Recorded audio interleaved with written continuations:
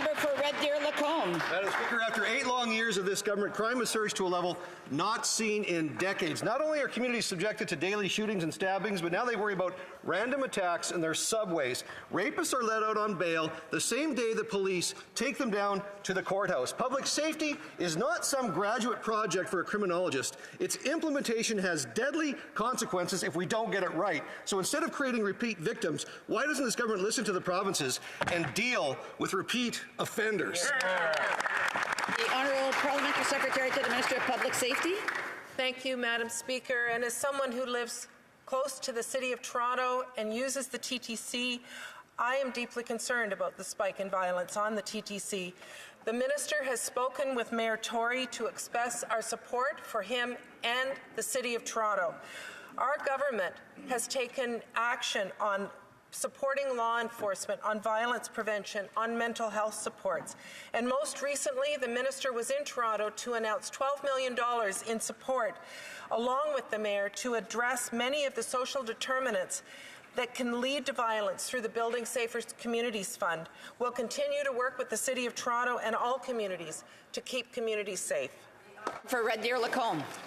Madam Speaker, in 2022, 5 Canadian police officers were killed in a deadly 37-day stretch. The President of the Police Association of Ontario has called this unprecedented. All the while, shootings continue in Toronto, Montreal, and Vancouver. Drugs, guns, and contraband continue to flow across the border, and repeat offenders are out on bail, allowed to continue harming society unmitigated. We know that this Prime Minister has been convicted of 2 ethics offences on separate occasions in the last 8 years. So is that why this government is so afraid to deal with repeat offenders? Parliamentary Secretary to the Minister of Public Safety. Thank you, Madam Speaker. And I am proud of the record on this side of the House that we have taken when it comes to keeping communities safe, whether that be investing in the border and replacing the money that was taken away by the Conservative government when they were in power. We are giving the tools to the Canadian Border Services Agency to keep the borders safe, to ensure that guns are not being smuggled across the border. There's always more to do, Madam Speaker, and we will support law enforcement, we will support communities, and we will do everything we can to ensure that Canadians are safe. L'honorable député de Montmagny. The Honourable Member from Montmagny, Liselé, Kamouraska-Rivière-du-Loup. Well, Madam Speaker, after 8 years of this Prime Minister, our towns are less safe than they have ever been. Crime rates have increased by 32%, and gang-related crimes have almost doubled. All of this because of this government's lax policies, which facilitate bail for violent criminals and have eliminated mandatory minimums for firearms-related crime. Madam Speaker, when will this government finally take our street violence seriously? Honorable Ministre. The Honourable Minister. Madam Speaker, my colleague is raising a critical issue for Montreal, Quebec, and everywhere in the country. And I'd like to know if he cares about firearms-related violence and crime, why do the Conservatives systematically block measures that are for exactly that, to better control firearms in Canada? Madam Speaker, we have a bill on the table right now, C-21, to ensure that we end the sale of handguns throughout the country. And the Conservatives are opposing that. The Honourable Member. Madam Speaker, this government is behaving like there's no problem, but Canadians can see the direct impacts of this government's bad policy. Nearly half of gun-related homicides in Toronto last year were committed by individuals out on bail. The last thing that Canadians want is to see this spread throughout the country.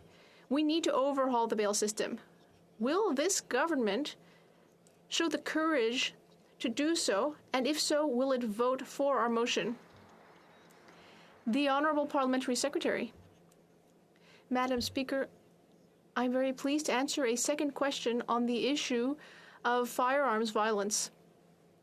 But I'm surprised to hear it from the Conservatives, Madam Speaker, because, Madam Speaker, we've been watching violence against women, violence among youth. We've been watching those rates increase with guns. So why are the Conservatives against our measures to better control firearms in this country? The Honourable Member for Joliette. Madam Speaker, yesterday, Australia announced that it would be removing the British monarchy from its banknotes. Charles III will be replaced by Indigenous art. This is a modern and democratic example that Canada should follow. Because it may not seem like much, but banknotes is how countries present themselves to the world, and Australia is choosing to put forward its own culture and its own people. But Canada is instead putting forward a foreign monarch and the authoritarian heritage it represents. It's 2023. Isn't it time for this to change? The Honourable Parliamentary Secretary. Madam Speaker, I've been closely following Australia's decision.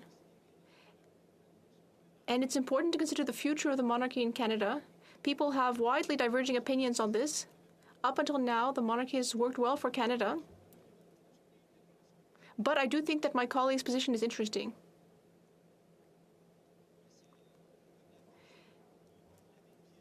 Thank you, Madam Speaker. Well, I was talking about banknotes specifically.